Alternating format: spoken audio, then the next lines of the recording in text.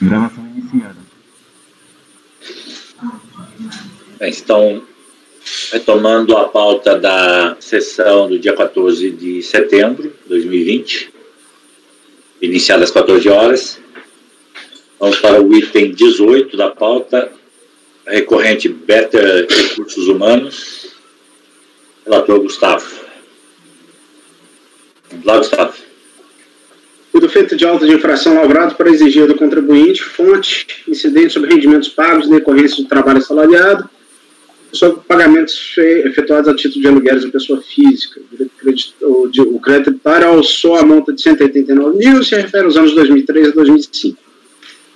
A exigência foi apurada a partir de divergências identificadas entre DIRF, DARF e DCTF. O contribuinte apresenta a impugnação em que, em síntese, que a auditoria fiscal teria identificado em período examinado pagamentos superiores aos efetivamente devidos e que, dessa destarte, tais importâncias deveriam ter sido decotadas do montante do crédito lançado. No outro giro, por meio de dados lançados em planilhas anexadas à sua defesa, tentou haver algumas inconsistências no levantamento, incluindo-se aí a não consideração de DARFs efetivamente recolhidos, mas que não teriam sido encontrados porque não teriam sido informados em DCTF. Ao fim, reconhece e confessa a correção da exigência de um crédito no importe de R$ 9.306, que já teria sido, inclusive, objeto de recolhimento. A DRJ julgou parcialmente procedente a impugnação. A Tomacó teria de ofício reconhecido a decadência do direito do fisco de lançado tributo nos meses de janeiro e abril de 2003. Outro sim considerou comprovado o pagamento de parte substancial das importâncias descritas no auto de infração e promoveu ainda a compensação dos indébitos identificados pela própria autoridade fiscal, exceção feita aos montantes indevidamente recolhidos nos meses de janeiro e abril de 2003, por entender ter ocorrido quanto a eles o decurso do prazo previsto no 68. O intimado resultado, o contribuinte interpôs seu recurso em que sustenta tão só que a decadência teria encampado também os valores relativos aos pagamentos realizados até maio de 2003. Por outro lado, afirma que para a contagem do prazo do 168 do CTN tinha que se considerar a data do pagamento do indébito e não do fato gerador. A empresa, neste ponto, não declina qual seria o indébito, que, superada a questão da prescrição ou decadência, para quem assim entende, deveria ser considerado para fim de abatimento do crédito tributário, nem tampouco demonstra se, porventura, a DRJ teria considerado um desacordo que não o do predito pagamento. É isso, presidente, relatório. Pode ir para o voto. Conheço do recurso. Decadência. Primeiramente, desde logo, eu estou afastando, porque maio não foi objeto de lançamento, tá? Como a DRJ já tinha reconhecido janeiro e abril, e ele sustenta que até dia 26 de maio haveria decadência, ok, tudo bem, não tem problema. Só que o lançamento se reporta ao mês de junho para frente. Então, estou afastando decadência. Compensação. Pior pelo que se sustenta o recorrente, mesmo que não decline expressamente qual seria efetivamente a sua pretensão, quais períodos deveriam ser considerados para fim de abatimento do valor total do crédito lançado, pelo quadro trazido a folhas tais, teriam ocorrido pagamentos superiores aos efetivamente devidos nos meses de fevereiro, março e maio de 2003. Os primeiros meses, a se considerar correta a tese encampada pelo acordo recorrido, já estariam abacados pelo ocaso temporal. Quanto ao mês de maio, todavia, semelhante entendimento estaria correto se houvesse provas sobre a data em que o aludido recolhimento ocorreu. E não há nos autos nada que sequer indicie efetivamente o momento em que o pedido de pagamento foi efetuado. E mesmo a partir das disposições do artigo 8652 do regulamento, aprovado pelo decreto 3.000, é possível chegar-se a uma conclusão sobre a data efetiva da extinção da obrigação por meio de pagamento, já que o aludido precepto fixa como data de vencimento o terceiro dia útil da semana subsequente à da ocorrência dos fatos geradores dos demais casos. É possível conjecturar que este pagamento tenha ocorrido no final do mês de maio, já que a teor do artigo 459 para a primeira da CLT, os vencimentos devem ser creditados, via de regra, até o quinto dia útil do mês subsequente ao do vencimento. O problema em caso é que a DRJ ignorou o entendimento externado pela própria Receita Federal quando a aprovação da solução de consulta de número 8 de abril de 2007, inclusive invocada pela autoridade lançadora. Veja-se, neste particular, o que pontuou, no caso, a COSIT, quando da elaboração da resposta pedida à consulta, se reportar o problema do aproveitamento do indébito tributário. Aí. Eu vou ler. Não, vou ler não. Há uma lógica coerente por trás. Aqui sou eu. Há uma lógica coerente por trás da conclusão acima, mormente ao se concordar com a COFINS, órgão consulente, ao tratar como pagamento indevido apenas as importâncias pagas a título fonte, que superem aquelas informadas em DCTF, de forma que, havendo saldo existente, esse será tratado como indébito, podendo o contribuinte solicitar restituição ou compensação desse valor a qualquer tempo. Em suma, normalmente será considerada indébito tributário a parcela do tributo paga que, porventura, seja superior ao montante regularmente confessado pelo contribuinte. O que afirmou, portanto, a COSIT é que os valores excedentes, como exposto anteriormente, submeteriam ao procedimento de compensação, tratado verba e graça pela Lei 9.430, não podendo ser aproveitados para abatimento do montante do crédito lançado, dado que, em tais casos, como não há controle pela receita do valor do indébito aproveitado, poderia o contribuinte solicitar a restituição desse valor, vez que não existe possibilidade de se vincular o pagamento ao crédito para apurado. Mais que isso, afirma a COSIF, em parte também encampada pela COSIT, que o contribuinte poderia se insurgir contra o lançamento, preferindo, pois, lançar mão do indébito em outros procedimentos de compensação. Em linhas gerais, o entendimento externado pela COSIT é, de fato, razoável e mais isonômico, já que impede o aproveitamento em duplicidade de eventual indébito verificado no curso dos períodos abarcados por um determinado ato de lançamento. Se notar que, no caso concreto, os meses de fevereiro, março e maio, o contribuinte confessou em DCTF um valor superior aos valores declarados em DIRF. Curiosamente, nos meses de fevereiro e março, pagou valores inferiores, inclusive aos confessados. Inadvertidamente, a questão não perpassa pela ocorrência ou não do decurso de prazo. Corretamente foi apontado pela fiscalização, com base na solução de consulta anteriormente aventada, há realmente um indébito tributário, cuja compensação pressupõe, inclusive, um pedido explícito do contribuinte por meio de procedimento tratado pelo artigo 74 seguintes da Lei 9.432, o que se torna premente a se considerar as ponderações da COSIT e da COSIF, em especial quanto à possibilidade de, se ignorando o procedimento tratado pela lei retro, conceder, sem duplicidade, os valores apontados acima. Não houve recurso de ofício, no caso, a parte da decisão ACOR, que autorizou a compensação anteriormente aventada, não pode ser revista. Todavia, os valores relativos aos meses de fevereiro, março e maio não foram reconhecidos pela DJ, e neste ponto, pelo que foi exposto anteriormente, não devem também aqui ser reconhecidos, ainda que diga-se por outro fundamento que não aquele deduzido no deciso em exame. Por evidência, o indébito tributário somente pode ser objeto de compensação com crédito tributário na forma preconizada pelo artigo 34 da IN 600/05, vigente à época dos fatos, condicionada, portanto, a um pedido explícito do contribuinte e sujeito aos procedimentos descritos no parágrafo do aludido artigo. Neste passo, superada a questão da prescrição, que não pode, insisto, ser comprovada no caso dos autos por falta de elementos, é inegável, vale a insistência, a correção do entendimento adotado pela autoridade lançadora, não merecendo neste ponto reparos ou auto-infração. À luz do exposto, voto por negar provimento ao recurso voluntário.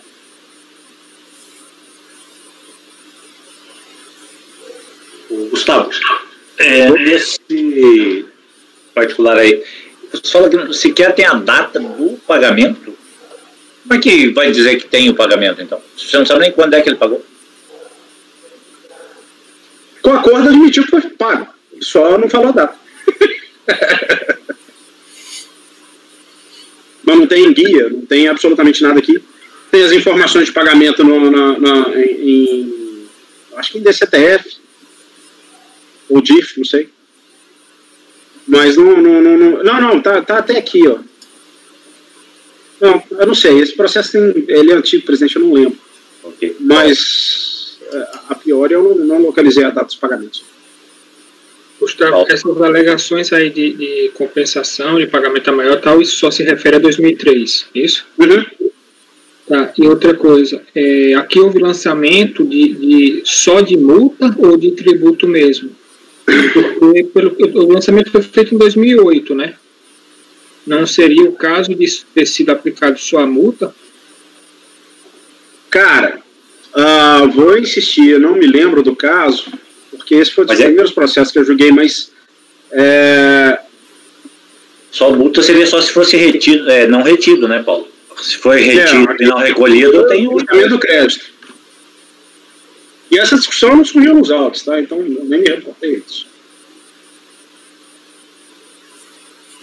Se eu estou entendendo, é que você está pensando no ônus do contribuinte já ter declarado, mas aí seria não havendo retenção, né? Bem, o relator então está negando provimento, entendendo que não cabe o pedido pedido de compensação efetuado pelo contribuinte baseado na solução de consulta, inclusive nos fundamentos da solução, com a qual ele concorda. Paulo.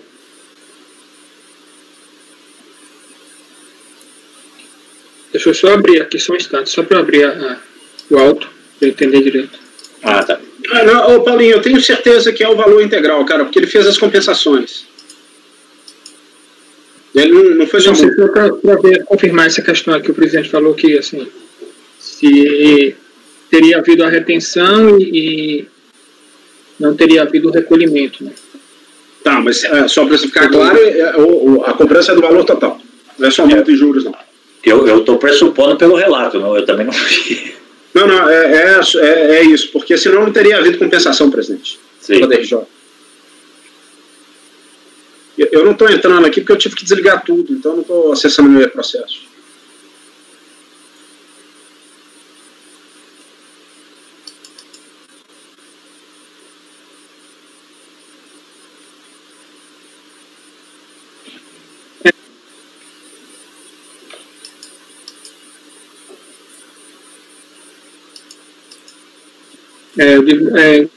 Tanto que a diferença entre DIF e DARF com o relator. Ricardo.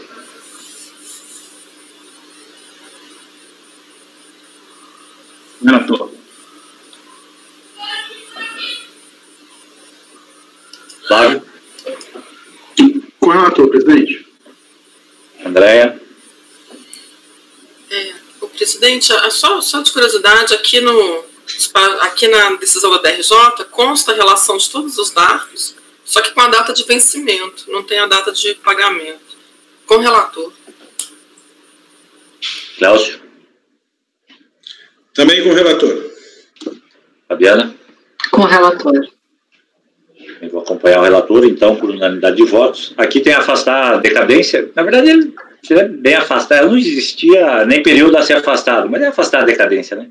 Ele argui, né? Então... E no mérito negar provimento.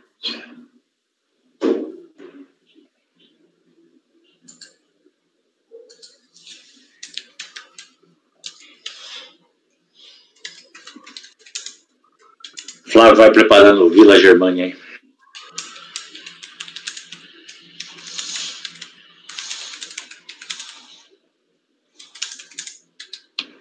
Então, próximo item tem 19, Vila Germânia Alimentos, a recorrente, relator ao Flávio.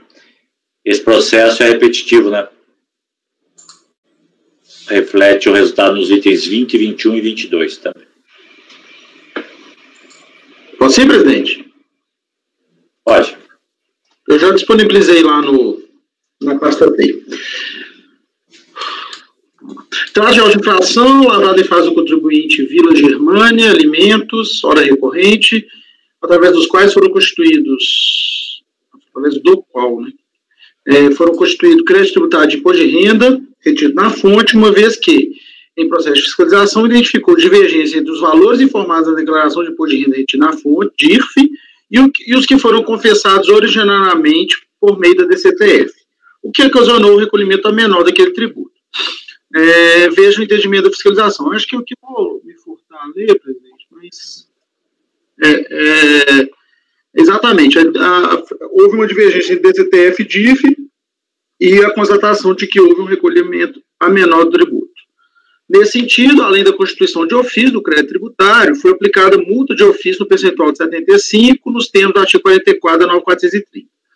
Foi imputada a responsabilidade pelo pagamento dos créditos tributários aos sócios da entidade, com base nos preceitos do artigo 124.2, 128 e 135.3 do CTN, e no artigo 8º do Decreto-Lei 1736 de 79. Ademais, foi formalizada a representação para fins penais. Devidamente intimado, o recorrente e os responsáveis, em peça única e representados pelo mesmo advogado, apresentaram impugnação administrativa. A empresa autuada alega que os débitos de imposto de renda retido na fonte foram gerados em decorrência do correto preenchimento das GIFs e um equívoco no preenchimento das declarações entregues ao fisco, mas que corrigiu as declarações e efetuou as compensações via PRDCOM e o parcelamento dos débitos antes do recebimento das referidas autuações. Nesse sentido, alegou que resta evidente que, no presente caso, configura-se a total inegibilidade dos tributos, visto que o crédito tributário está extinto em razão da compensação e do parcelamento dos termos 561 e 2 do CTN. Com base nesse entendimento, requereu a anulação da presente autuação ou a sua suspensão até a homologação das compensações e ou quitação dos parcelamentos. Os responsáveis elencados no auto de infração, por sua vez, alegaram que a fiscalização não comprovou a participação dolosa dos diretores nos autos de infração impugnados, como é necessário que tivesse feito para fundamentar sua pretensão. Assim, requereram a procedência do apelo para afastar a imputação das responsabilidades. A DRJ de Salvador, entretanto, ao analisar a impugnação administrativa apresentada, entendeu por bem julgá-la como improcedente. O acordo proferido recebeu a seguinte emenda. Não concordando com o acordo proferido, o recorrente e os responsáveis apresentam recurso voluntário, alegando, em síntese, que, como houve o saneamento das divergências apontadas antes da lavratura do auto de infração, não há falar-se na hipótese de imposição pecuniária ao contribuinte, muito menos na proporção que fora fixada, qual seja 75%.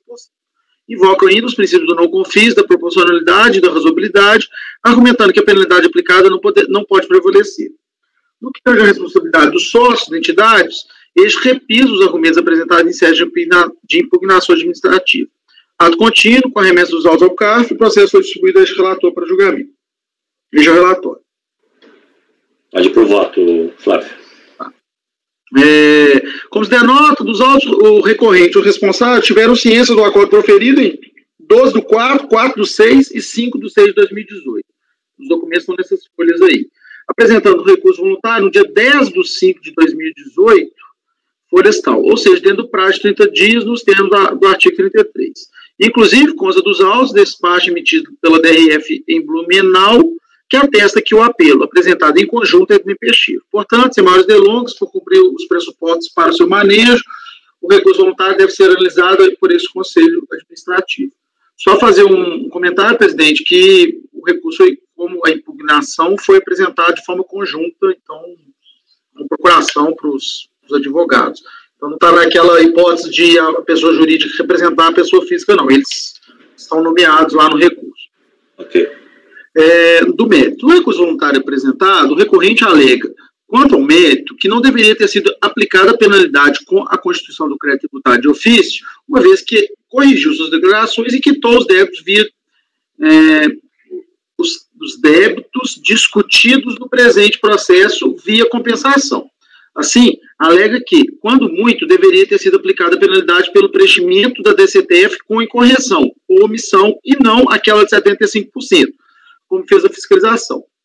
Ao fim e ao cabo, em que pese não falar expressamente nem invocar o preceito do artigo 138, o recorrente entende que o fato de ter corrigido as suas declarações e regularizado os débitos via compensação, antes da lavratura do auto de infração, afastaria a possibilidade de aplicação de penalidade por parte da autoridade fiscal. Não assiste razão ao recorrente.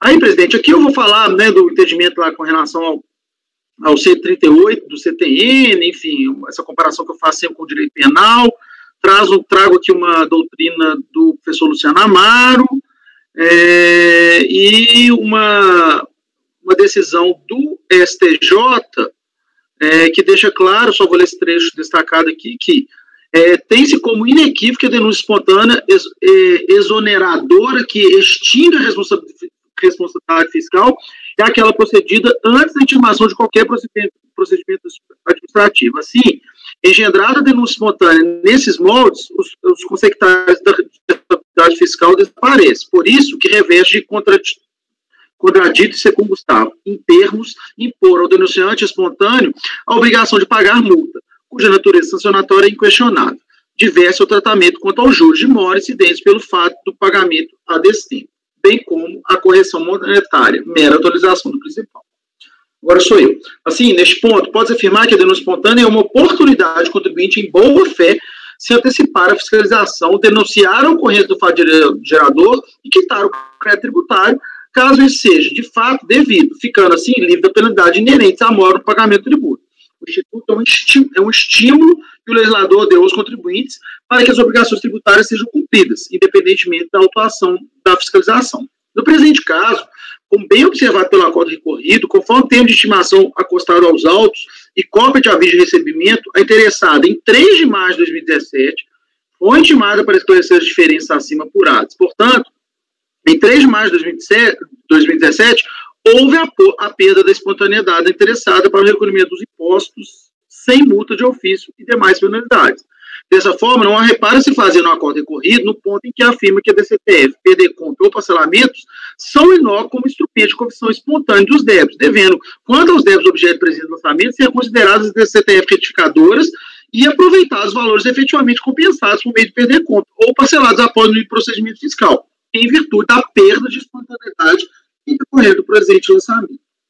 Por outro lado, não merece guarida os argumentos tecidos pelo recorrente quando invoca os princípios do não confisco, da proporcionalidade e da razoabilidade, em especial porque, acaso acatado esse argumento, ter-se-ia que entender pela inconstitucionalidade dos dispositivos legais que impõem a penalidade aplicada. Contudo, como sabido, os termos da súmula CAV número 2 é a defesa de conselho se pronunciar sobre a inconstitucionalidade de lei tributária.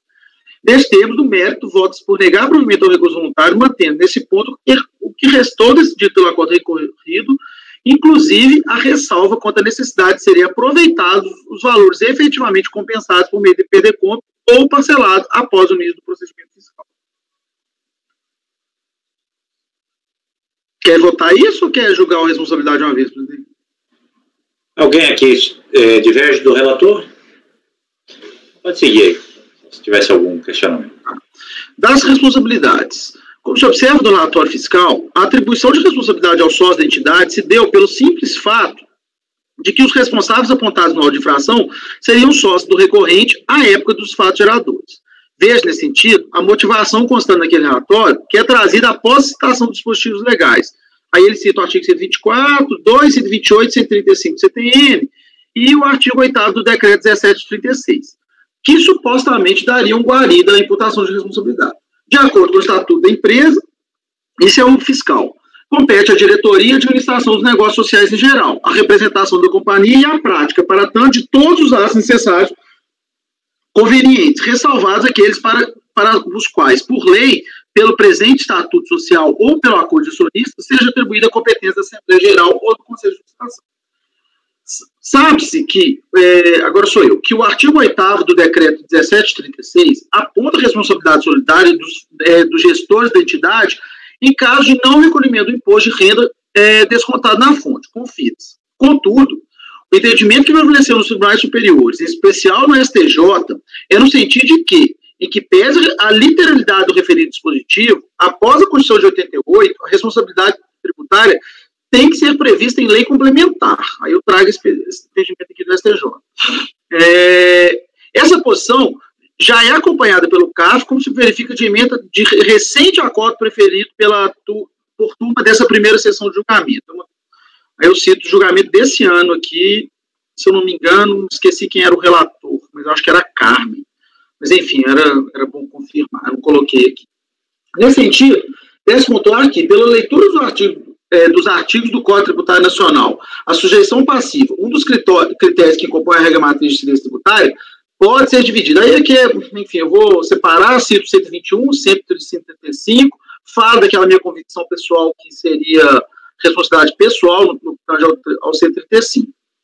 E aí estou aqui. Independente dessa posição, que diga-se, não prevalecendo as decisões do Poder Judiciário e deste Conselho Administrativo de Recursos Fiscais, no presente caso, não há dúvida de que a fiscalização não conseguiu provar quais as condutas praticadas pelos sócios que pudessem autorizar a responsabilidade deste pelo pagamento do crédito tributário. De fato, quando a análise do relatório fiscal verifica-se que a fiscalização imputou a responsabilidade àqueles sócios pelo simples inadimplência da obrigação tributária, em contrariedade, inclusive, da orientação do STJ, súmula 430, citada acima, no sentido de que o simples inadimplente não gera de forma automática a responsabilidade do sócio gerente. Eu citei, enfim. Assim, era dever da fiscalização apontar e comprovar as condutas do agente atos praticados com excesso de poder, infração à lei ou contrato social, nos termos do artigo 135. Não constando dessa comprovação nos autos, alternativa não há senão afastar a responsabilidade tributária do sócio do recorrente. Portanto, votos por dar provimento ao recurso voluntário, apresentados pelos sócios Alceníades Ferreira de Souza Júnior e André Grutzmacher, para afastar a responsabilidade que lhe foi imputada na audifração analisada. Aí, presidente, deixa eu só fazer um comentário, que eu não me lembro da gente ter enfrentado esse dispositivo lá do decreto de 79. Isso é muito afeito lá na segunda sessão, enfim. Mas o próprio STJ, pós-Constituição Constituição de 88, já deixou claro que esse dispositivo por si só não é que se falar em responsabilidade. Então, assim, tendo em vista a falta de motivação do audifração para imputar a responsabilidade com base com o que prevê o CTN, eu estou afastando essa responsabilidade. Ok, Gustavo. O meu medo de acompanhar o Flavinho é não perder meu mandato, cara. Você tem uma lei que não foi declarada inconstitucional. E aí? Essa lei eu não me lembrava dela. Ou ela é pouco usada ou não é acionada aqui para a gente, porque é por causa da fonte, né? Porque é o seguinte, é competência do Supremo declarar a inconstitucionalidade ou mesmo dizer que a lei não foi recepcionada pela Constituição. Eu até nem concordo muito com o STJ quando diz essa hipótese teria que ser combinada com 135. O 124 trata de solidariedade, não tem nada a ver com responsabilidade. Mas a minha preocupação aqui é só realmente eu estar afastando um preceito de lei que até segunda ordem está valendo. Enfim, aí, Gustavo, eu estou aplicando aqui, na verdade, a Constituição, o Código Tributário Nacional, precedente do STJ e precedente do próprio CARF, trouxe aí precedente esse ano. As turmas especializadas estão afastando, eu achei vários lugares. E o fundamento aí, ele traz esses outros artigos junto, né? Traz. Léo. Flávio, primeiro, elogiar pelo voto, muito bem articulado, voto analítico, mas um pouco na linha do que o Gustavo ponderou, a minha dúvida é o seguinte, porque esse precedente que se invoca aqui do STJ, pelo menos pela ementa, me parece ser um pronunciamento genérico que o STJ já tem sobre essa matéria, ou ele é específico a esse decreto? É específico esse decreto, eu não sei, agora eu posso, não vou me arriscar. E aí esse precedente, inclusive, Gustavo, até para sua tranquilidade, é recurso repetitivo, tá? É repetitivo? Mas isso, o STJ já tem esse pronunciamento em várias situações semelhantes, né? Mas o caso aqui, você está no voto dizendo que ele afasta o artigo 8º do decreto-lei.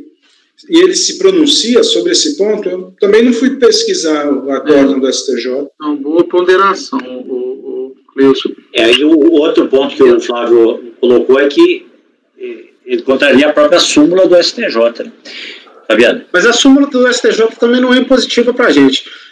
O que eu acho que talvez caberia aqui, Flavinho, se me permite uma sugestão, e desculpa estar entrando, presidente, sempre de licença, é o seguinte, olha, por conta como ele invoca o 135 junto com o 124.2 e à luz das decisões que vêm sendo tomadas, o artigo 8º do decreto 1736, ele tem que ser interpretado conforme os dispositivos CTN. E aí eu não estaria afastando ele completamente. Eu estaria adequando ele às duas regras. E aí eu não correria o risco de perder o... A minha dúvida inicial aqui é se a gente está discutindo responsabilidade ou responsabilidade solidária, porque o 135 é para falar da responsabilidade, para definir se tem responsabilidade, e o que fala no decreto é para dizer quem é solidariamente responsável. Eu acho que é uma etapa posterior. A gente tem que entender se ele está afastando a solidariedade, mas pela fundamentação me parece que ele está dizendo que não há responsabilidade, porque não foi comprovada a infração lá dos incisos do artigo 135 do CTN. Então, talvez nem fosse o caso de invocar essa fundamentação de uma responsabilidade solidária se tu já está afastando a responsabilidade. Posso estar equivocada, mas eu queria só entender qual é o ponto específico, assim, que talvez eu não tenha entendido. Eu também não entendi exatamente a sua dúvida, Fabiano. Não entendi o seu ponto. Não sei se os outros entenderam. Aqui o Gustavo diz que está com medo de perder o mandato caso afaste a aplicação de um dispositivo legal que é vigente, que é o artigo 8º do Decreto-Lei 1736. Esse artigo 8º, ele fala de responsabilidade solidária. Pelo que eu estou vendo no acórdão, o Flávio está dizendo que não é o caso de responsabilidade tributária, ou seja, não tem responsabilidade. Mas, Fabiano... Pessoal dos sócios com a empresa. Mas eu acho que ele não possa não ter expressado diretamente, mas ele está tratando de solidariedade aí, né, Flávio? Isso que eu ia falar, o decreto fala ele fala responsabilidade tributária, porque aqui trata de... Solidária. Solidária. Solidária, isso. São solidariamente responsáveis, ou seja... mas pode dizer, desculpa.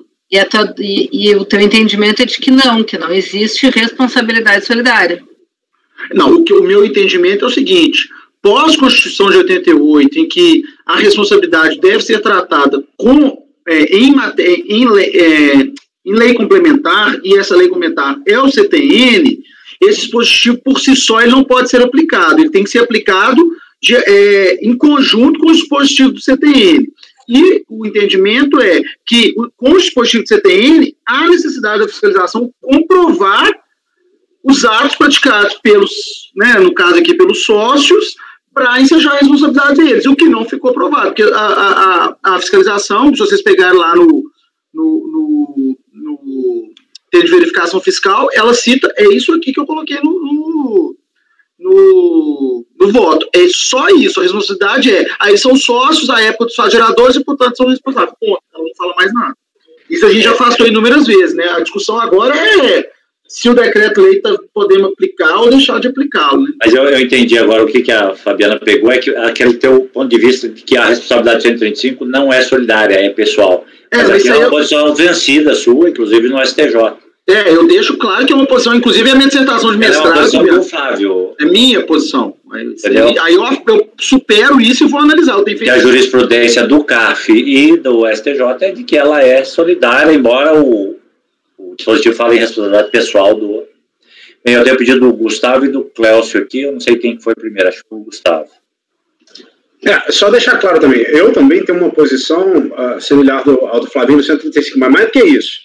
A minha posição, que também não é acompanhada pela maior parte da jurisprudência do CAF, é de que o 124, seja o inciso primeiro, seja o inciso 2, ele trata de solidariedade passiva tributária. Ele não trata de responsabilidade tributária.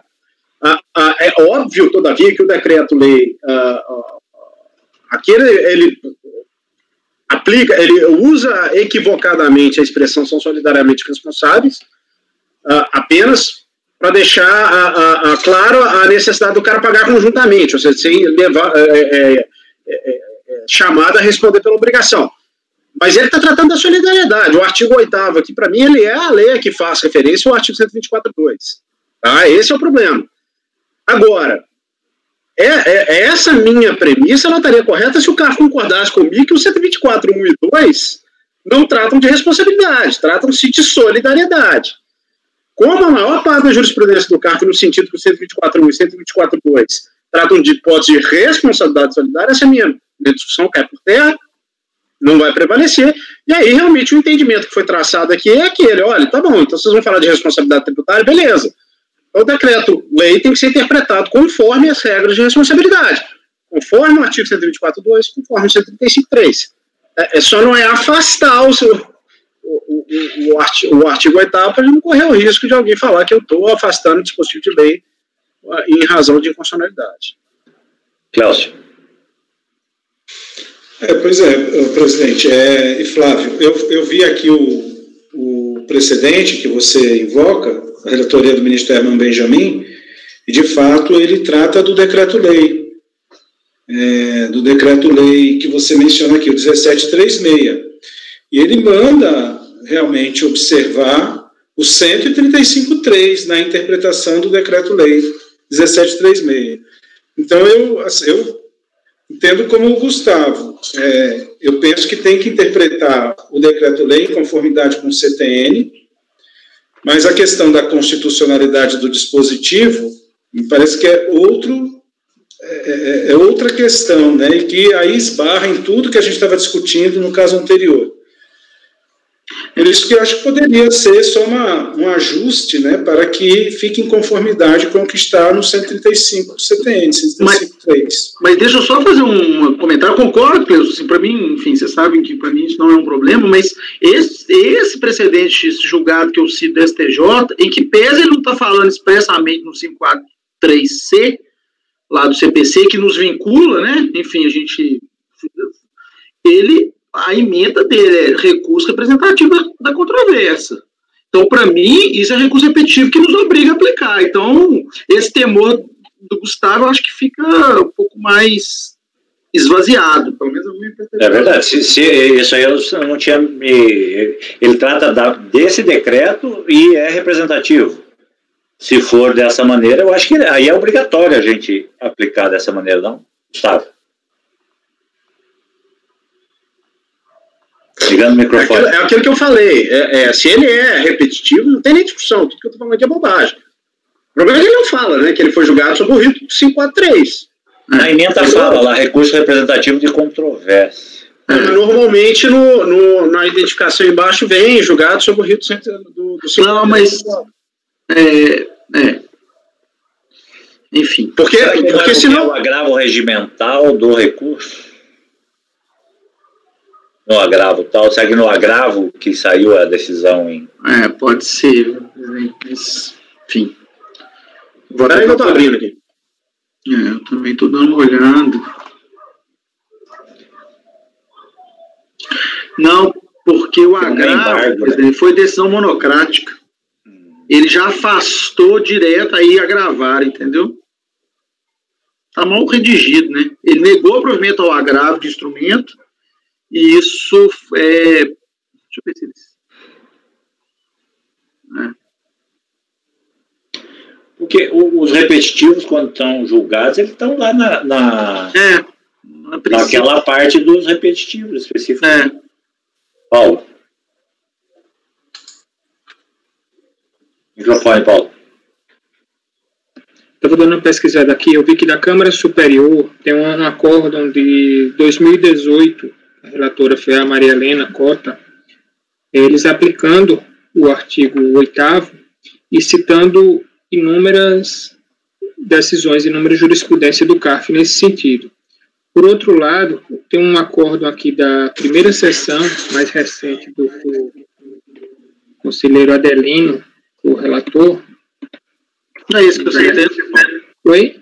Foi foi da Bárbara. Foi da Bárbara. Beleza. Do Adelino, ele cita um acórdão do STJ em sede de repetitivo que fala o seguinte: igualmente pacífica a jurisprudência do STJ no sentido de que a simples falta de pagamento, né, que na linha da súmula CAF, da súmula 430 lá do STJ, a simples falta de pagamento do tributo não configura por si só, nem em tese, circunstância que acarreta a responsabilidade subsidiária do sócio, previsto no artigo 135. É indispensável, para tanto, que tenha agido com excesso de poderes ou infração ao contrato social ou ao estatuto da empresa. Então, acho que esse daí, ele poderia ser utilizado para justificar aí desse artigo 8º, que eu acho que foi a base desse lançamento aqui. Qual que é o número aí, Paulo? Desculpa. Desse STJ. O 1.101.728. Na verdade, o lançamento lá foi de ICMS, não tem nada a ver com o artigo 8º não, né? Mas o pressuposto é o mesmo, né? Ricardo. Paulo, desculpa, mas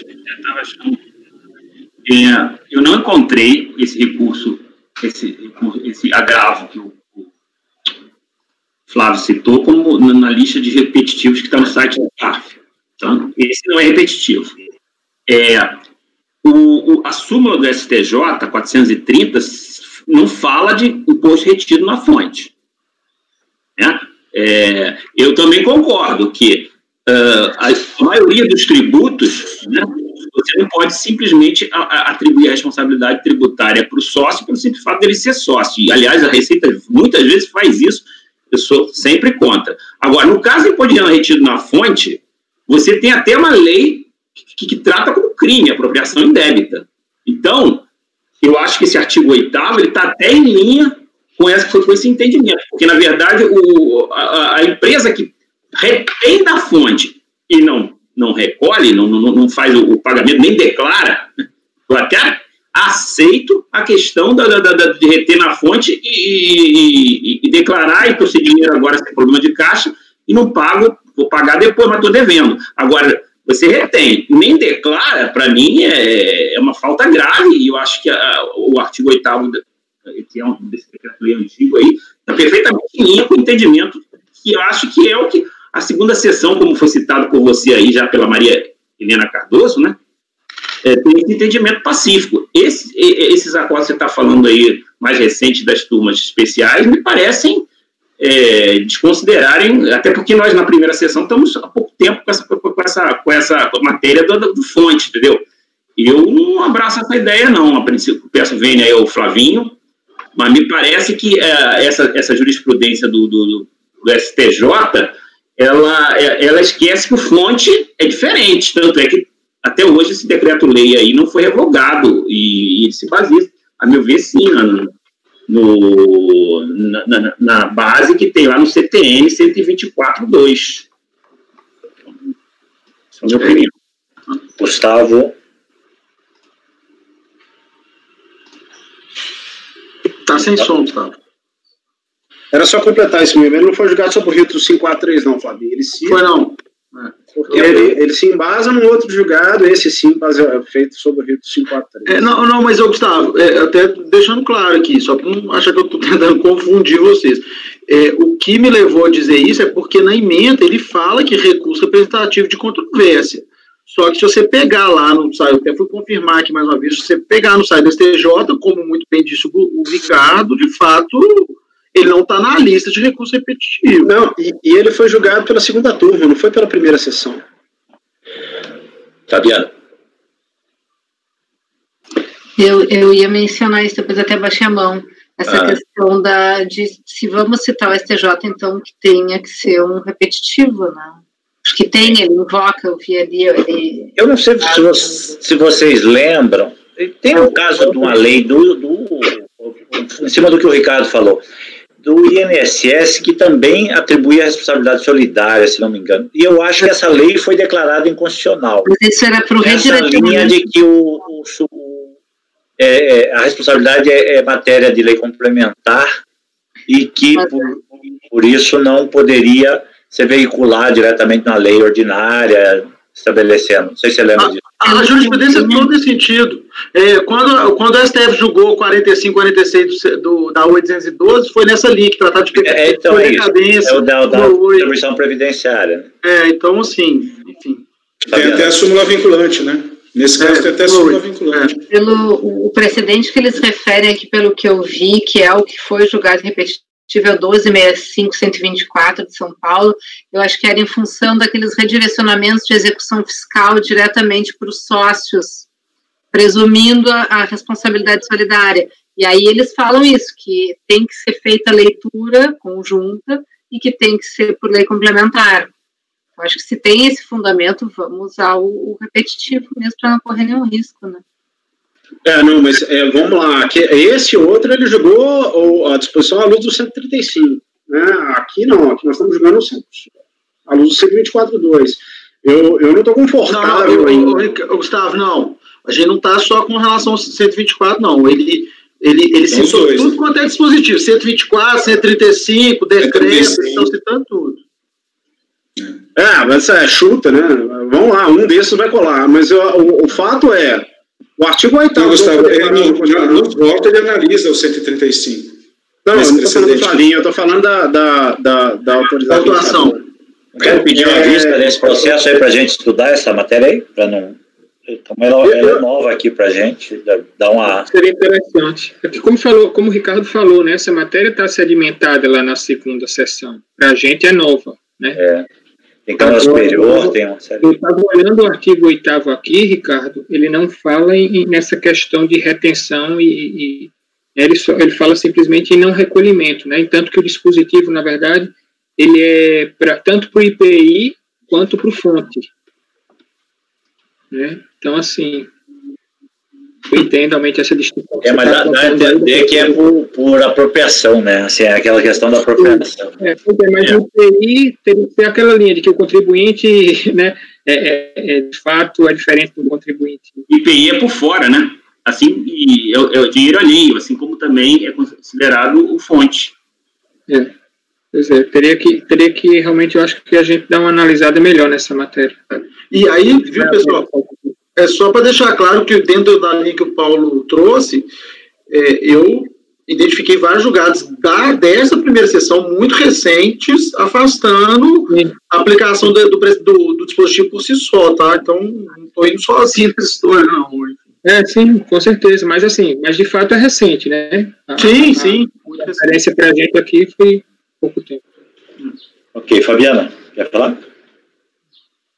Eu estou olhando aqui no site do STJ, fiz a busca de responsabilidade tributária dentro dos repetitivos, e o que aparece unicamente de já tendo sido julgado pela sistemática é a questão da multa, que a multa não se estenderia também. Está aqui, ó, possibilidade ou não da extensão da responsabilidade tributária da empresa sucessora às multas. O que a gente está falando, me parece que não tem uma posição firmada como repetitivo. Certo. Posso estar equivocada, mas pela pesquisa que eu fiz, claro que não foi aprofundada, mas acho que talvez seja o caso a gente aprofundar mesmo essa discussão. Vamos fazer uma vista coletiva aí? Todo mundo dá uma estudadinha para a próxima sessão. Paulo pede vista e a gente faz uma coletiva. Concordam? Ok.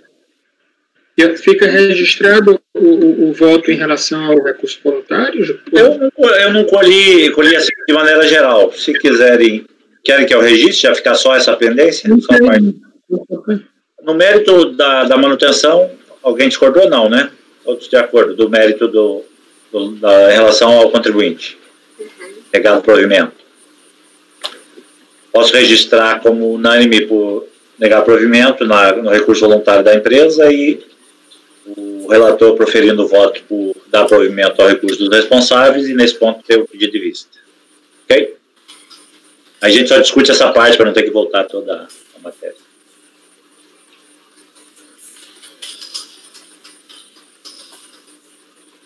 E esse é um repetitivo, né, Flávio? Repetitivo, presidente. Repetitivo nosso, no caso. Então, eu vou fazer o registro aqui. O próximo item era o 3G, já foi julgado, que é o item 23. O 24 era um processo do Flávio, também foi retirado por solicitação da PFN. Aí o próximo vai 25, Paulo, também retirado. 26, Andréia, Hard Projetos. Pode iniciar enquanto eu faço a anotação aqui. Ok, vamos lá então. Trata-se de recurso voluntário interposto contra o acórdão da DRJ Juiz de Fora. O auto de infração foi lavrado em decorrência do não recolhimento de imposto de renda retido na fonte sobre rendimentos pagos a título de trabalho assalariado e sem vínculo de emprego. A presente discussão limita-se ao lançamento dos juros de mora e da multa de ofício, tendo em vista que os créditos tributários referentes ao lançamento de ofício do imposto de renda retido na fonte, valores principais, foram transferidos para outro processo, conforme o termo de transferência de crédito tributário. A sentença judicial de folhas tais declarou rescindida a recuperação judicial da empresa Hard Projetos e Telecomunicações Limitada e decretou a sua falência. Na impugnação, a contribuinte defendeu que a decretação da falência anteciparia o vencimento de todas as dívidas e suspenderia a aplicação de juros de mora e multa de ofício a partir do evento, de forma que deveria permanecer somente a cobrança do valor do imposto. O acordo do RJ considerou que não caberia reparos ao lançamento em razão de sua aplicação à legislação tributária. Tem um barulho? Tem um barulho aí no fundo de alguma... Citando os artigos 83 e 84 da Lei de Falência, e manteve a exigência da multa de ofício e dos juros de mora. Aí eu transcrevo a emenda. Aí, cientificado, apresentou recurso voluntário com suas razões de defesa. Informa que a empresa se encontra falida, reitera argumento já apresentado na impugnação de que a decretação da falência anteciparia o vencimento de todas as dívidas, além de suspender a aplicação de juros e multa contra a massa falida a partir da data da decretação da falência. Enfatiza que deve ser extinta a cobrança de juros de mora e multa sobre o valor principal da dívida, permanecendo apenas a cobrança do valor principal. Cita súmulas do STF e formula o pedido. Passar para o voto? Pode. Eu conheço do recurso voluntário, no mérito. Conforme relatado, a contribuinte alega que, em sua condição de massa falida, sob o regime legal especial da Lei nº 11.101 de 2005, Lei de Falências, não poderiam ter sido imputados juros de mora e multa de ofício sobre o valor principal do lançamento do imposto de renda retido na fonte. Juros de mora. O artigo 77 da Lei de Falências dispõe que a decretação da falência determina o vencimento antecipado das dívidas com abatimento proporcional dos juros. Cito o dispositivo.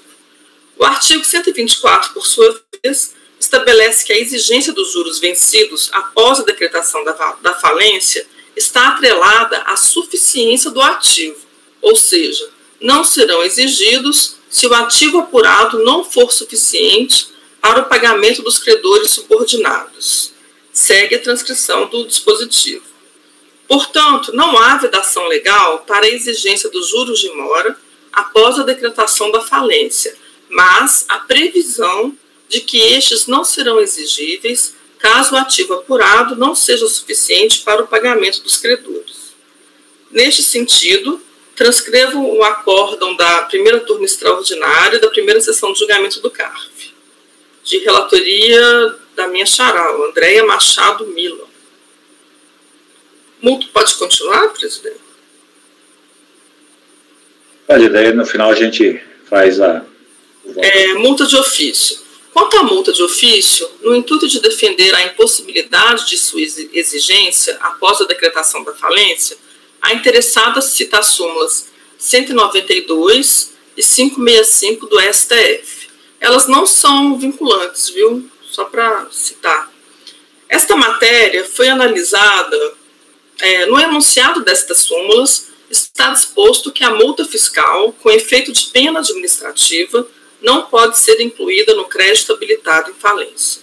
Esta matéria foi analisada recentemente pela primeira turma da Câmara Superior de Recursos Fiscais, no acórdão número tal, de 3 de março de 2020, de relatoria da conselheira Lívia de Carles Germano. Segue a emenda. Em atenção ao disposto no parágrafo 3º do artigo 57 do RICARF, e por concordar com seu teor, reproduzo trechos deste acordo, adotando como parte do fundamento da decisão. Eu vou ler só o highlight aqui. É necessário diferenciar os momentos de constituição do crédito tributário e de sua cobrança, sendo que o fato de o crédito eventualmente não poder ser cobrado, nada diz sobre a validade do lançamento efetuado. As regras de habilitação de créditos dizem respeito ao processo de falência judicial e não influenciam o lançamento tributário, ato administrativo plenamente vinculado, tratando-se de trâmites independentes. Sigo para a próxima página. A questão é que essas súmulas se aplicam a créditos surgidos antes da decretação da falência, tanto é que se trata de créditos a serem habilitados na falência, portanto pré-existentes a ela. Por outro lado, no curso da falência, em relação aos créditos tributários surgidos durante o processo de falência, após ter sido decretada, não se aplicam. A constituição do crédito tributário, cuja legitimidade se está a examinar na presente demanda, inclui a aplicação da multa de ofício e dos juros de mora, com amparo nos artigos 44, inciso 2º, e 61, parágrafo 3º da 9430. Não havendo nenhuma disposição legal que exima tais gravames do contribuinte com falência decretada. Em consequência, não poderia a autoridade fiscal autuante furtar-se a aplicá-los ante o caráter obrigatório e vinculado de que se reveste o lançamento. O mero fato de tratar-se de massa falida não implica a exclusão da pessoa jurídica do polo passivo das relações jurídicas tributárias. De fato, a massa falida permanece submetida às normas tributárias como qualquer outra pessoa jurídica em relação às operações e aos atos praticados de que decorram fatos geradores de obrigação tributária, conforme expresso comando do artigo 60 da Lei 9.430. Agora eu termino a citação e continuo o voto. Ainda quanto à exigibilidade da multa de ofício após a decretação da falência, deve ser considerado que se aplica ao presente caso o artigo 83 da Lei de Falências. Este dispositivo, que trata da ordem de classificação dos créditos na falência, faz referência às multas tributárias no inciso 3º e no inciso 7º, conforme transcrição a seguir. O inciso 3º da lei determina que a ordem de classificação das multas tributárias está dissociada do crédito tributário. No inciso 7º, por sua vez, está prevista expressamente a hipótese de habilitação das multas tributárias no processo falimentar. Portanto, não há vedação legal para a exigência das multas tributárias, o que inclui a multa de ofício, após a decretação da falência. A legislação falimentar tão somente classifica a satisfação dos créditos decorrentes de multa tributária, obrigação acessória, em uma ordem de preferência inferior à do crédito tributário, obrigação principal. Assim, diante dos fundamentos apresentados, deve ser mantido o lançamento da multa de ofício. Diante do exposto, voto por negar provimento ao recurso voluntário. É isso. Então, são os dois aspectos do lançamento, os juros e a multa. Isso. Ambos relacionados com a falência. Uhum. Alguma questão breve? Eu posso... Acho que a Fabiana quer falar, presidente. Eu fiquei com uma dúvida aqui, mais formal, na verdade. Aqui a André invoca o artigo 57, parágrafo 3º, e reproduz aqui uns trechos. É do acórdão recorrido ou é dessa decisão da Câmara Superior? É da decisão da Câmara Superior, o trecho inteiro. É porque na Câmara Superior, além de tratar desses aspectos em highlight que eu trouxe, ela trata de outros aspectos que não estão diretamente envolvidos nessa questão, entendeu? Não, é só para colocar. Sim. É que o parágrafo 3º do 57 do regimento é quando a gente vai reproduzir o trecho da decisão recorrida. É verdade. Muito obrigada, eu não prestei atenção. O fundamento aqui não está certo. Aí você pode usar como fundamento da sua decisão, adotar, mas não precisa do... Isso, essa citação aí me parece que está fora do contexto. Bem observado. Eu até tinha olhado isso, mas eu falei, não, ela deve estar se referindo ao acórdão, mas aí foi bom você questionar. Eu ainda cometo esses enganos. Obrigada, Fabiana. Eu sou super chata, desculpem, eu já cheguei hoje incomodando, mas me chamou a atenção aqui. É que no início a gente lê manual, faz tudo bonitinho. Não, mas é ótimo, porque são esses pequenos detalhes que passam batido. E a gente aprende com eles. Muito obrigada. Então, vamos lá, Paulo.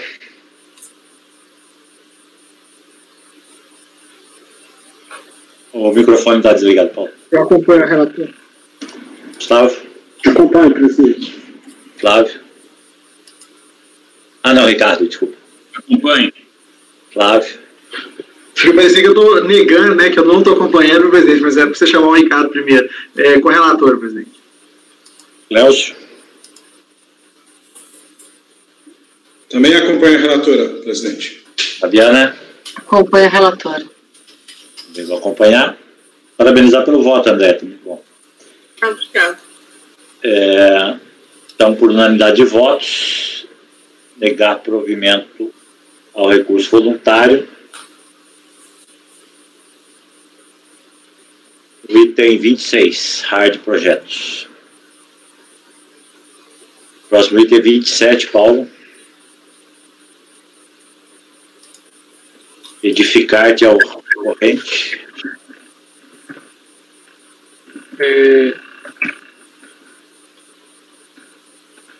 Voluntário, ação de decisão que julgou improcedente.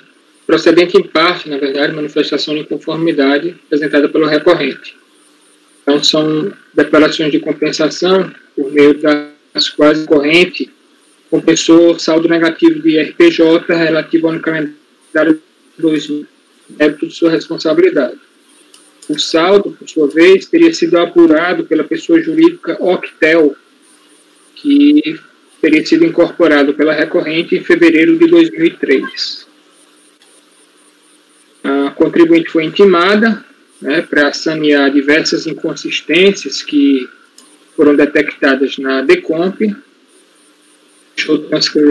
Transcorreu o prazo sem nenhuma manifestação, então a autoridade proferiu despacho decisório, no qual não homologou a compensação e considerou não declaradas as compensações tratadas nas outras 3 DECOMPs, uma vez que essa pessoa jurídica, Octel, que ela teria incorporado, continuava ativa perante o CNPJ, sem qualquer registro de ter sido incorporada pela recorrente, de modo que o crédito compensado se caracterizaria como crédito de terceiro, cuja compensação seria expressamente vedada pela legislação. A decisão destacou ainda que, ainda que tivesse ocorrido a incorporação em questão, não teria sido demonstrada a existência do crédito utilizado, ante as várias inconsistências comunicadas à recorrente, não saneadas. Por fim, determinou a aplicação de multa isolada sobre o valor dos débitos indevidamente compensados em relação às compensações consideradas não declaradas. Foi intimado, despacho decisório, apresentou manifestação de conformidade, na qual sustenta. Promoveu em 2 de fevereiro a incorporação da Octel, 2 de fevereiro de 2003, realizou em agosto de 2003 as alterações de dados perante o CNPJ, transmitiu da IPJ referente à incorporação. As inscrições da pessoa jurídica incorporada foram baixadas pela Prefeitura do município de São Paulo e Barueri, pela Secretaria Estadual de São Paulo e pelo INSS. Por morosidade e omissão, a Secretaria da Receita Federal ainda não promoveu a baixa da inscrição da pessoa jurídica incorporada perante o CNPJ, apesar de reiteradas diligências de sua parte. O artigo 227 da Lei 6.404, artigo 132, permitem o aproveitamento dos créditos tributários da pessoa jurídica incorporada. Saldo negativo utilizado nas DECOMPs coincide com o apurado na DIPJ, tendo havido apenas falta de atualização dos dados pela Receita Federal, que não considerou a DIPJ retificadora apresentada. DECOMPs apresentadas em nome da pessoa jurídica incorporada foram preenchidas erroneamente, mas houve a retificação de uma delas. Buscou retificar as DECOMPs apresentadas, mas os documentos não foram aceitos pela Receita Federal. Os preliminares em mandado de segurança impetrado pela recorrente, houve a suspensão da exigibilidade dos débitos relacionados às DECOMPs, cujas compensações foram consideradas não declaradas. A recorrente apresentou a petição de folhas, por meio da qual informa o reconhecimento da incorporação por parte da Receita Federal e a apresentação de DECOMPs retificadoras inadmitidas pelo fisco, uma pela juntada de diversos processos, pela homologação das compensações e pela baixa dos débitos compensados. A decisão de primeira instância reconheceu parcialmente o direito creditório invocado pela recorrente, homologando a compensação realizada por meio da primeira DECOMP, homologando parcialmente a compensação de que trata a segunda e não homologando a compensação realizada por meio das 2 outras DECOMPs. A razão para o reconhecimento parcial do crédito pleiteado foi que julgadores consideraram não comprovadas as retenções que compuseram o saldo negativo do RPJ informado na DPJ apresentada em nome da pessoa jurídica incorporada, montante de 165 mil. Assim, reconhecido apenas o valor de 384 mil dos 650. Além disso, foi reduzido do referido saldo a parcela já compensada pela pessoa jurídica incorporada, 298 mil, resultando em um saldo de apenas 86.600 para as compensações da recorrente. Então, ficou superada a questão da incorporação. Por fim, a decisão recorrida rejeitou o pedido de apensação do presente processo, ao de número final 93, uma vez que tratam de matérias distintas, ao de número vários outros aí, por se encontrarem em fases processuais distintas, e ao final 31, relativo à multa isolada pela compensação indevida, por possuírem andamentos processuais distintos, apesar de ressalvar que seriam observados naqueles autos os reflexos das decisões aqui proferidas. Após a ciência, foi apresentado recurso voluntário, no qual a recorrente sustenta essencialmente que houve o reconhecimento retroativo da incorporação realizada, o que lhe garante o direito à compensação de todos os créditos oriundos da Octel. Pretensões de imposto de renda não reconhecidas pela decisão recorrida se referem a aplicações financeiras realizadas pela pessoa jurídica incorporada, as quais estariam discriminadas na ficha 43 da DIPJ desta, bem como nos comprovantes que anexa a peça recursal. Os valores das retenções discriminadas na DIPJ montam em apenas 108 mil, mas tal valor já seria suficiente para a homologação total das compensações realizadas. O relatório. O voto. Bom, recurso preenche todos os requisitos de admissibilidade, então tomo conhecimento. Retenções de RPJ. Quanto à recorrente terça, considerações acerca do reconhecimento da incorporação por ela realizada, das tentativas de retificação das DECOMPs apresentadas, as matérias não guardam mais qualquer relevância para a análise das compensações realizadas. Até esta própria recorrente, a Receita Federal já reconheceu retroativamente a incorporação realizada em 2003. Além disso, não há previsão nem necessidade de que sejam realizadas retificações nas DECOMPs que informaram as compensações. Apenas, como já feito pela decisão recorrida, analisar as declarações originais a partir da consideração da existência da incorporação, que confere direitos à recorrente para o aproveitamento dos direitos creditórios detidos pela pessoa jurídica incorporada. Após a decisão de primeira instância, portanto, a matéria sobre litígio nos autos diz respeito exclusivamente à comprovação das retenções que compuseram o saldo negativo de RPJ apurado pela pessoa jurídica incorporada no ano calendário 2000. O IPJ retificador apresentado em nome da Octel, saldo negativo é discriminado na ficha 12A no seguinte modo: uma parcela de pátio, uma parcela de fonte e uma parcela de pagamento por estimativa. Isso se constata, conforme as informações prestadas na referida declaração, todas as retenções teriam sido realizadas por órgãos públicos. Aí a razão pela qual foi realizada a exigência de comprovação de tais valores na decisão recorrida. Apenas com recurso voluntário, a recorrente esclarece que não foram utilizadas nas compensações quaisquer créditos. Bom, aí eu estou citando o que ela nas créditos, oriundos de supostas retenções de imposto de renda na fonte por órgãos públicos. E que todos os créditos são provenientes das retenções de imposto de renda na fonte sobre as aplicações financeiras, conforme parcialmente discriminadas na ficha 43 da citada DIPJ, e atestadas pelos comprovantes que agora apresentam no montante de 237.636. A seguir, são descritos os valores comprovados, conforme documentos apresentados pela recorrente com recurso voluntário, com mínima diferença em relação ao alegado. Ela alega 237.636 e apresenta comprovantes 237.371. Ficha 6A da DIPJ da pessoa jurídica incorporada, ao registro de 1.596.000 em outras receitas financeiras, valor compatível com a submissão das referidas receitas da tributação. De modo a considerar as retenções comprovadas na composição do saldo negativo compensado pela recorrente, o qual, reduzido das compensações já realizadas pela pessoa jurídica incorporada na DECOMP de folhas 37 a 53, deve ser utilizado para a homologação das compensações de que tratam as DECOMP sob análise. O quadro a seguir apresenta o resultado da apuração.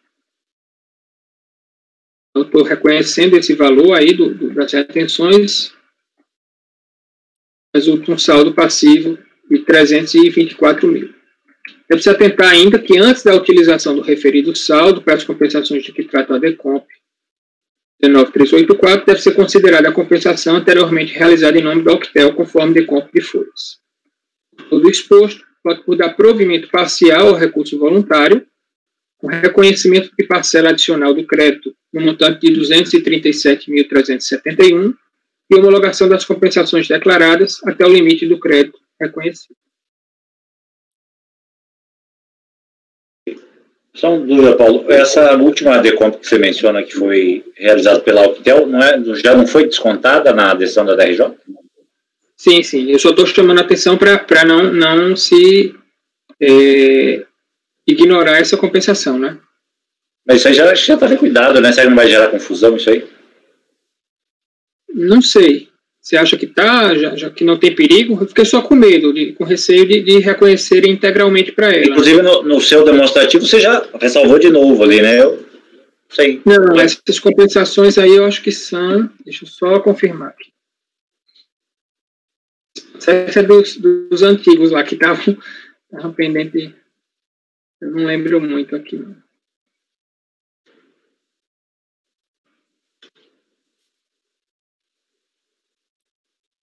Eu não lembro, por exemplo. Porque se for uma coisa não considerada anterior, se tivesse anteriormente, acho que eles já deveriam ter descontado daquele outro saldo reconhecido, né? Qual que é a sua dúvida, presidente? Desculpa, eu não...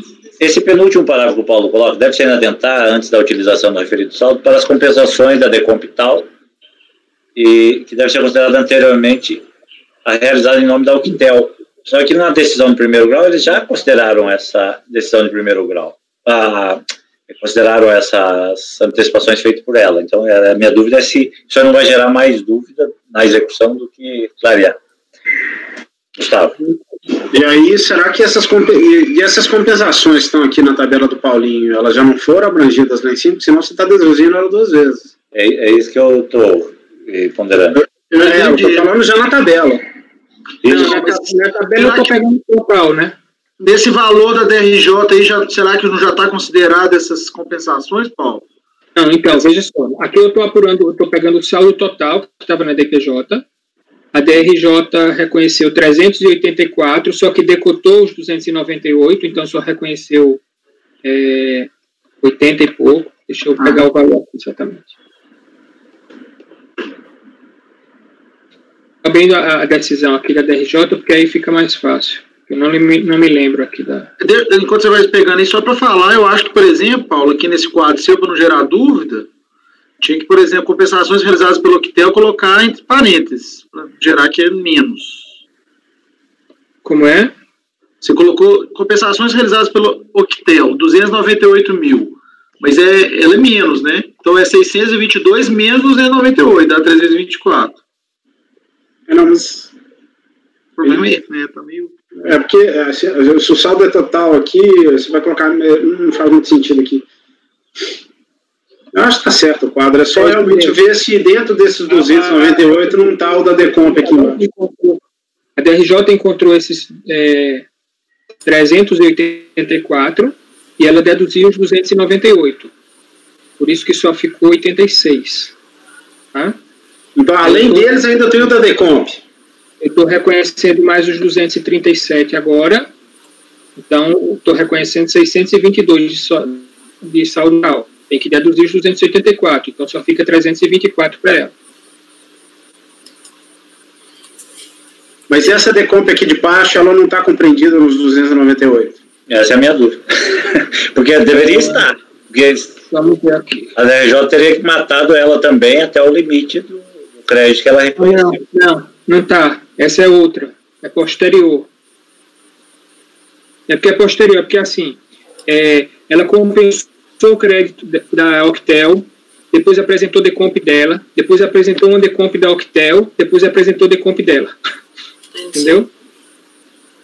Então, mas ela já não estava incorporada? Como é que ela apresentou? Uma da Octel. Aí não me pergunte. Como não tinha sido dado baixa... Bom, tudo bem. Entendeu?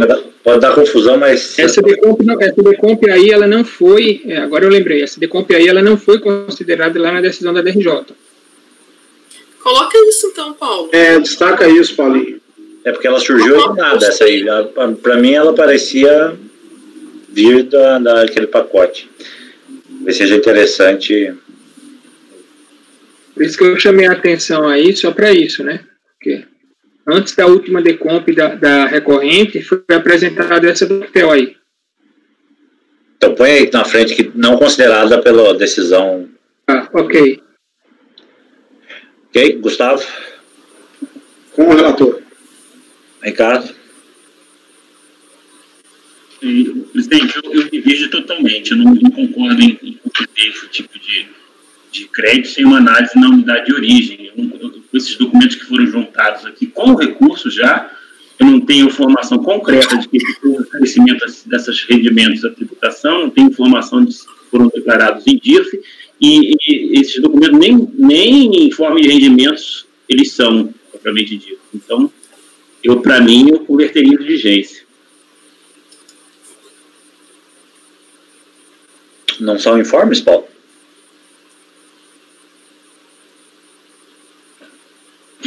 Presidente, teria que dar uma olhada aqui, eu não lembro o que aqui. Não são informes, às vezes a gente faz a ressalva só de por que se convenceu, apesar de não ter a... Não estou falando que nem todos, alguns não são. Informes... acho que tem informes e tem extratos.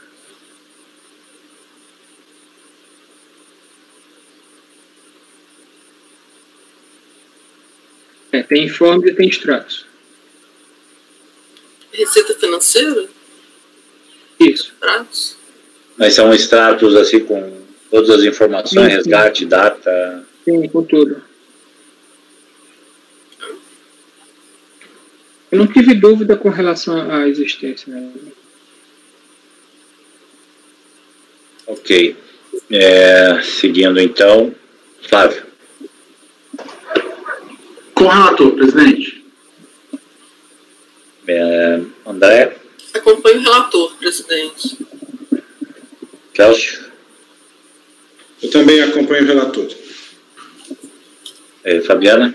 Acompanho o relator. Também vou acompanhar o relator. Paulo é muito criterioso nas suas análises. Essa questão de não estar em DIRF, para mim é irrelevante, dependendo da comprovação do contribuinte. Se fosse depender só de DIRF, acho que a gente negava a maior parte das retenções. E com relação ao oferecimento da receita, há uma razoabilidade ali do valor formado na ficha. São casos de 2003 que a gente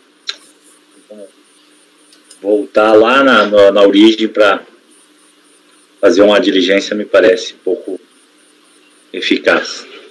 Então acompanha também o relator. Então vai ficar por maioria de votos em dar provimento parcial ao recurso, vencido o conselheiro Ricardo, né? E negava, não é isso, Ricardo? Que negava o provimento. Diligência? Não, propunha converter em diligência. Se propõe a conversa.